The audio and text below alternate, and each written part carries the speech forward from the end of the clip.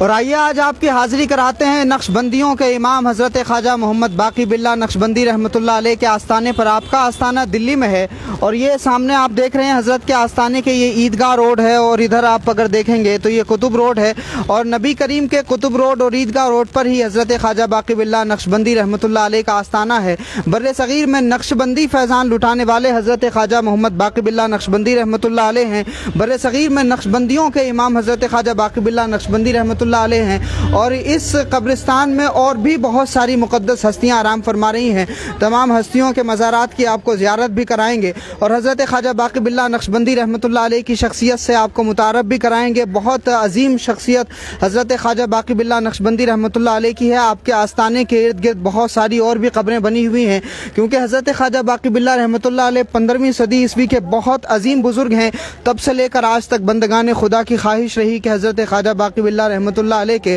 آستانے کے قریب جو یہ بڑا سا قبرستان ہے، اس قبرستان میں دفن ہونے کے لیے جگہ مل جائے، کیونکہ اللہ رب العزت نے قرآن مجید میں یہ ارشاد فرمایا کہ اے لوگو تم دعا مانگا کرو مجھ سے کہ الحقنی بالصالحین، کہ اللہ رب العزت تمہارا جو ملاپ ہے وہ صالحین کے ساتھ میں کر دے۔ تو اللہ رب العزت کے عین حکم کے مطابق بندگان خدا ہمیشہ سے یہ خواہشیں کرتے رہے ہیں کہ ان کو اولیاء اللہ کی مزارات کے سائے میں، ان کے مزارات کے قریب میں ہی ان کو دفن کیا جائے۔ تو حضرت خواجہ باقی باللہ نقشبندی رحمۃ اللہ علیہ کے آستانے کے قریب میں بھی بہت سارے لوگ ہمیشہ سے خواہشات کرتے رہے، اور اسی وجہ سے آپ کو بڑی تعداد میں یہاں پر قبریں دکھائی دیں گی۔ تو آپ کی زیارت ہم آپ کو حاضری کرواتے ہیں حضرت خواجہ باقی باللہ نقشبندی رحمۃ اللہ علیہ کے آستانے پر۔ بڑے با کمال صوفی، بہت با کمال بزرگ، اپنے زمانے کے ایسے بزرگ جو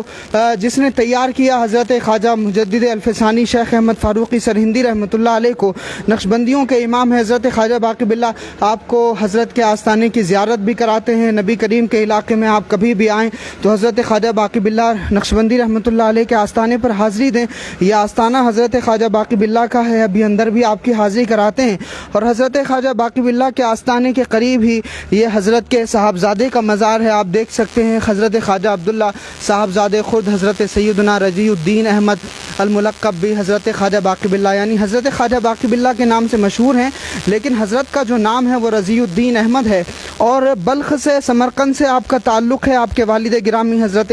قاضی عبدالسلام سمرقندی رحمۃ اللہ علیہ اپنے زمانے کے بہت با کمال صوفی، اپنے زمانے کے بہت بڑے بزرگ رہے۔ تو اسی خانوادے میں حضرت خواجہ باقی باللہ نقشبندی رحمۃ اللہ علیہ نے جنم لیا، جو اپنے زمانے کا یکتائے روزگار خانوادہ تھا، اور جس خانوادے میں اپنے زمانے کے بہت بڑے علماء اور صوفیہ، مجتہدین اور فقہا پیدا ہوتے رہے ہیں۔ تو حضرت خواجہ باقی باللہ نقشبندی رحمۃ اللہ علیہ نے بھی اسی خانوادے میں جنم لیا، جو اپنے زمانے کا یکتائے روزگار خانوادہ تھا۔ پڑھے لکھے گھرانے میں حضرت خواجہ باقی باللہ نقشبندی رحمۃ اللہ علیہ کی پیدائش ہوئی، اور حضرت قاضی عبدالسلام یعنی آپ کے والد کا جو شجرہ ہے وہ حضرت سیدنا عمر فاروق رضی اللہ تعالیٰ عنہ تک پہنچتا ہے، اور والدہ کی طرف سے آپ کو سید بھی کہا جاتا ہے۔ تو حضرت خواجہ باقی باللہ نقشبندی رحمۃ اللہ علیہ فاروقی نسل ہیں۔ اور ایک اور اہم خاص بات میں آپ کو بتاؤں کہ حضرت امام ربانی مجدد الفسانی حضرت شیخ احمد فاروقی سرہندی رحمۃ اللہ علیہ کی جو تاریخ پیدائش ہے، وہی تاریخ پیدائش حضرت خواجہ باقی باللہ نقشبندی رحمۃ اللہ علیہ کی ہے، یعنی یہ بھی ایک روحانی اتصال ہے۔ تو حضرت خواجہ باقی باللہ نقشبندی رحمۃ اللہ علیہ جب اس ہندوستان میں تشریف لائے ہیں تو وہ زمانہ اکبر کا زمانہ تھا، اور اس اکبر کے زمانے میں کون سا فتنہ یہاں پر تھا آپ جانتے ہیں۔ دین اکبری کے نام سے ایک فتنے کو جنم دیا تھا اکبر نے، آس پاس کے مولویوں کے بھٹکانے پر اکبر نے ایک ایسے دین کو جنم دیا تھا جو رسول اللہ کے دین کے خلاف تھا، جو نظام الہی کے خلاف تھا، جو آقا علیہ الصلوۃ والسلام کی شریعت کے خلاف تھا۔ حضرت خواجہ باقی باللہ نقشبندی رحمۃ اللہ علیہ نے ایک ایسی شخصیت کو تیار کیا کہ جس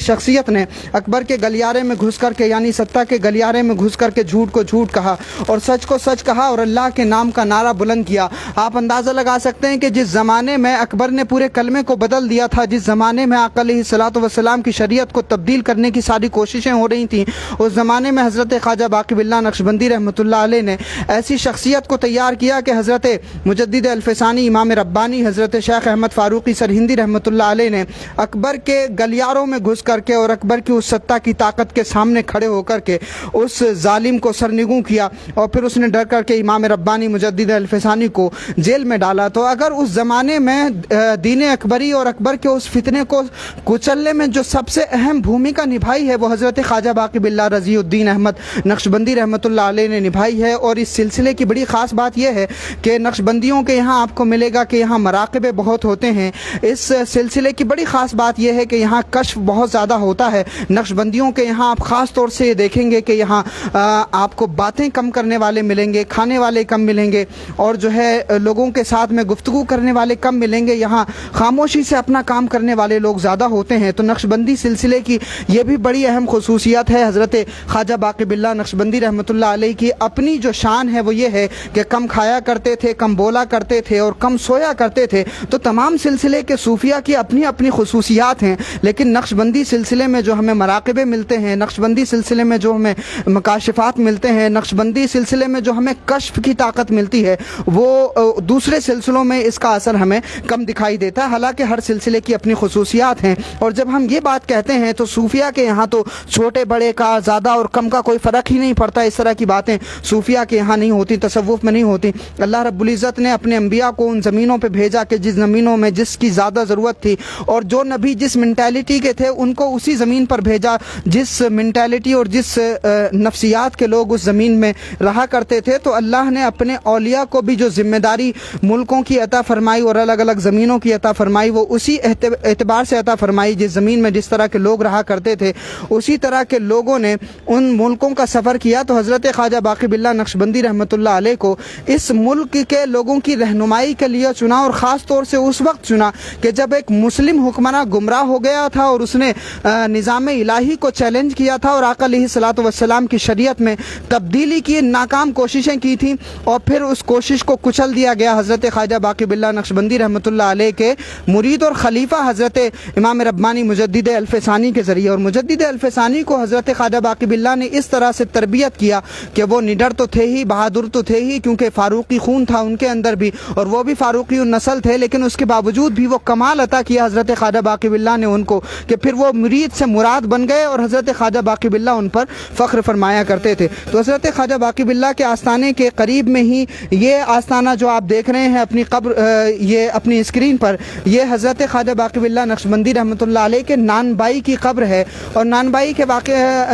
के वाक़े की अगर आपको ख़बर हो तो वो ये है कि हज़रत ख्वाजा बाक़ी बिल्लाह नक्शबंदी रहमतुल्लाह अलैह की खानकाह में हमेशा बंदगाने खुदा आते थे, हमेशा मेहमान आते रहते थे और उनको खिलाने पिलाने का बड़ा मजबूत इंतज़ाम हज़रत ख्वाजा बाक़ी बिल्लाह के यहाँ हुआ करता था, क्योंकि दिल्ली मरकज़ था उस वक्त भी। तो मेहमान आते थे तो रात के वक्त किसी वक्त मेहमान आए तो यहाँ खाने के लिए सामान तो मौजूद था लेकिन जलाने के लिए लकड़ियाँ नहीं थी। मेहमान थे हज़रत ख्वाजा बाक़ी बिल्लाह नक्शबंदी रहमतुल्लाह अलैह के और हज़रत ने हुक्म दे दिया था कि खाना बना करके लाओ। तो यही वो नानबाई हैं जिनसे ये वाक़या मंसूब है कि इन्होंने लकड़ी ना होने की सूरत में अपनी टांग आग में डाल दी और अपनी टांग को जला दिया और खाना तैयार किया। हज़रत ख्वाजा बाक़ी बिल्लाह नक्शबंदी रहमतुल्लाह अलैह तक जब ये ख़बर पहुँची तो हज़रत ख्वाजा बाक़ी बिल्लाह ने फरमाया नानबाई से कि मांगो, क्या मांगना चाहते हो। तो हज़रत ख्वाजा बाक़ी बिल्लाह वादा फरमा चुके थे, इसलिए नानबाई ने अर्ज़ किया कि हुज़ूर मुझे अपने जैसा बना दें। इसलिए जब हज़रत ख्वाजा बाक़ी बिल्लाह ने अपने सीने से लगाया तो हज़रत ख्वाजा बाक़ी बिल्लाह की शक्ल तो हो गई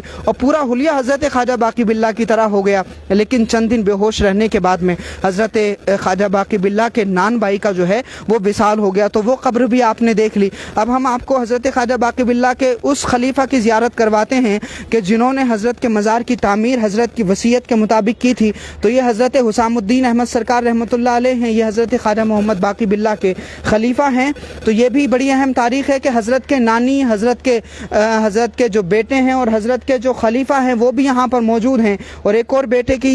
कब्र की हम आपको ज़ियारत करवाते हैं। यहाँ पर बहुत सारी कब्रें हैं और बड़ी नामवर हस्तियाँ भी यहाँ पर मौजूद हैं, मैं आपको ज़ियारत करवाता हूँ। ये हमदर्द के जो बानी यानी जामिया हमदर्द यूनिवर्सिटी है दिल्ली में, उसी के जो बानी है ये उनकी कब्र है, हकीम अब्दुल मजीद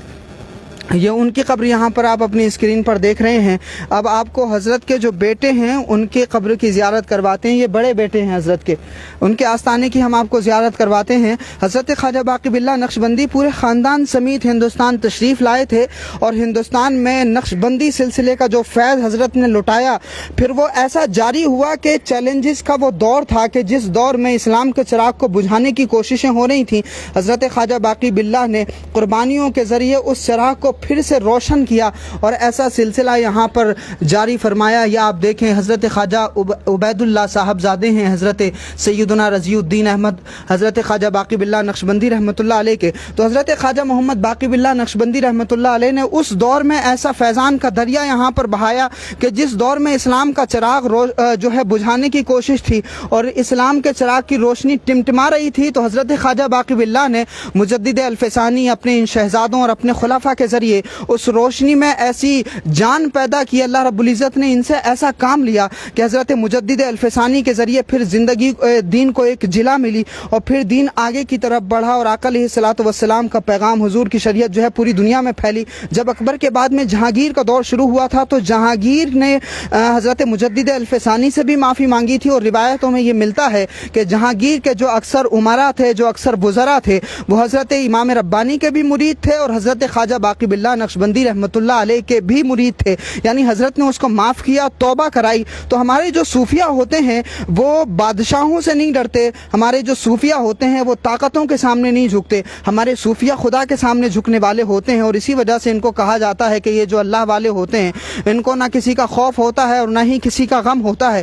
تو اس وجہ سے حضرت خواجہ باقی باللہ نقشبندی رحمۃ اللہ علیہ نے اپنے دور کے فتنے کو ختم کرنے کے لیے ایک شخصیت کو تیار کیا، اور پھر اس شخصیت نے اس فتنے کو ختم کیا، اور پھر دین محمدی کا پیغام آگے پہنچا۔ جہانگیر نے بھی توبہ کی، اور پھر جہانگیر کے دربار میں بہت سارے حضرت باقی باللہ کے خلفاء تھے، بہت سارے مریدین حضرت کے تھے، کہ جس کی وجہ سے وہ نظام دوبارہ صحیح ہوا جو ہمارے صوفیہ نے نظام رکھا تھا۔ پھر یہ سلسلہ آگے بڑھتا ہے، سینٹرل ایشیا کے علاقوں میں سلسلہ نقشبندیہ مجددیہ کا جو فیض پہنچا ہے وہ پھر حضرت خواجہ باقی باللہ کے ذریعے حضرت امام ربانی مجدد الفسانی، اور پھر اس کے بعد میں ان کی اولادیں ہمیں ملتی ہیں، حضرت مجدد الفسانی کی اولادیں ہیں، پھر اس کے علاوہ ان کے مریدین و خلفاء بھی پوری دنیا میں پھیلے۔ اسی وجہ سے آپ کو ملے گا کہ جو سینٹرل ایشیا کا علاقہ ہے وہ سلسلہ نقشبندیہ مجددیہ کا بہت بڑا ماننے والا ہے اسی وجہ سے، لیکن آپ کو جو فاؤنڈیشن یہاں پر ملے گی بر صغیر میں وہ حضرت خواجہ باقی باللہ نقشبندی رحمۃ اللہ علیہ کی شخصیت میں ملے گی۔ تو دلی والوں کے لیے تو بہت اہم شخصیت ہے حضرت خواجہ باقی باللہ، خصوصی طور سے اور عمومی طور سے پورے بر صغیر کے لیے خواجہ باقی باللہ کی شخصیت وہ ہے کہ نقشبندی فیضان کا دروازہ حضرت خواجہ باقی باللہ کے ذریعے ہندوستان میں کھلا ہے۔ تو یہ بڑی اہم شخصیت ہے اس حوالے سے، اور حضرت خواجہ باقی باللہ نقشبندی رحمۃ اللہ علیہ کی جو شخصیت ہے اس کو ہمیں جاننا بھی چاہیے، اور اس کو ہمیں سمجھنا بھی چاہیے، اور اس کو لوگوں تک پہنچانا بھی چاہیے۔ حضرت خواجہ باقی باللہ نقشبندی رحمۃ اللہ علیہ کی والدہ کا مزار یہ ہے۔ یاد رکھیے کہ کوئی بھی ولی اس وقت تک ولی نہیں بن سکتا جب تک اپنی ماں کے قدموں کو نہ چوم لے اور اس کی ماں اس سے خوش نہ ہو۔ ہمارے اولیاء یہی تو فلسفہ سکھاتے ہیں کہ اگر کوئی بیٹا اپنے ماں باپ سے جدا ہو گیا ہے، یا اگر ماں باپ اپنے بیٹوں سے اپنے بچوں سے ناراض ہو گئے ہیں، تو یہ صوفیہ ہمیں سکھاتے ہیں کہ کس طرح سے ماں باپ کے ساتھ بیہیو کرنا ہے، کس طرح سے بیوی بچوں کے ساتھ میں رہنا ہے، کس طرح سے بچوں کے حقوق ادا کرنے ہیں، کس طرح سے والدین کا ادب، والدین کی تعظیم اور ماں باپ کے حقوق ادا کرنے ہیں۔ اسی وجہ سے صوفیاء کرام کے یہاں وہ تمام لوگ آتے ہیں جن کے دل ٹوٹے ہوتے ہیں، جو اپنی زندگیوں سے پریشان ہوتے ہیں، جو اپنی زندگیوں میں الجھنوں کو جھیل رہے ہوتے ہیں۔ اسی وجہ سے بندگان خدا کے دل صوفیوں کے ساتھ ہوتے ہیں، کیونکہ صوفیہ براہ راست جو سماج کے تانے بانے ہیں، جو سماجی مسائل ہیں ان میں دلچسپی لیتے ہیں، اور جو مسائل ہیں، جو سمسیاں ہیں ان کا سمادھان کرتے ہیں۔ اسی وجہ سے صوفیہ کی خانقاہوں میں سارے کے سارے لوگ آتے ہیں، کیونکہ صوفیہ سب کی جو پریشانیاں ہیں ان پریشانیوں سے مطلب رکھتے ہیں، ان پریشانیوں کو حل کرنے میں دلچسپی لیتے ہیں، ان پریشانیوں کا خاتمہ کرنے میں یقین رکھتے ہیں۔ اسی وجہ سے بندگان خدا کے دل ان کے ساتھ ہیں۔ تو حضرت خواجہ باقی باللہ نقشبندی رحمۃ اللہ علیہ کے آستانے پر آپ کی حاضری ہوئی ہے۔ اس کے علاوہ اور بھی بہت ساری قبریں یہاں پر بنی ہوئی ہیں، آپ اپنی اسکرین پر دیکھ رہے ہیں۔ حضرت کے زمانے کے بھی لوگ ہیں، حضرت کے بعد کے بھی لوگ ہیں، حضرت کے ساتھ آئے ہوئے لوگ بھی یہاں پر آرام کر رہے ہیں۔ بڑی تعداد میں یہاں پر پیڑ بھی موجود ہیں۔ بہت پرانا قبرستان ہے دلی کا، تو نبی کریم میں حضرت خواجہ باقی باللہ کی درگاہ بہت مشہور ہے، اور آپ جب یہاں پر آئیں گے تو نئی دلی ریلوے اسٹیشن کے قریب بھی ہے، اور ساتھ ہی حضرت خواجہ باقی باللہ نقشبندی رحمۃ اللہ علیہ کی جو درگاہ ہے وہ پورے نبی کریم کے علاقے میں مشہور ہے۔ آپ یہاں آ کر کے اگر حضرت کی درگاہ پہ حاضری دینا چاہیں تو کسی بھی رکشے والے سے بول سکتے ہیں، وہ رکشے والا آپ کو حضرت خواجہ باقی باللہ نقشبندی رحمۃ اللہ علیہ کی درگاہ پر جو عیدگاہ روڈ ہے یا جو قطب روڈ ہے اس روڈ پر پہنچا دے گا، تو آپ کو درگاہ باہر سے ہی نظر آ جائے گی۔ بہت شکریہ ہمارے ساتھ میں جڑنے کے لیے۔ اگر حضرت خواجہ باقی باللہ نقشبندی رحمۃ اللہ علیہ کے حوالے سے کوئی واقعہ، کوئی بات یا کوئی تاریخ آپ کو یاد ہو تو ضرور ہمیں کمنٹ باکس میں ساجھا کریے گا، ہم آپ کے شکر گزار ہوں گے۔ بہت شکریہ ہمارے ساتھ جڑنے کے لیے۔ السلام علیکم۔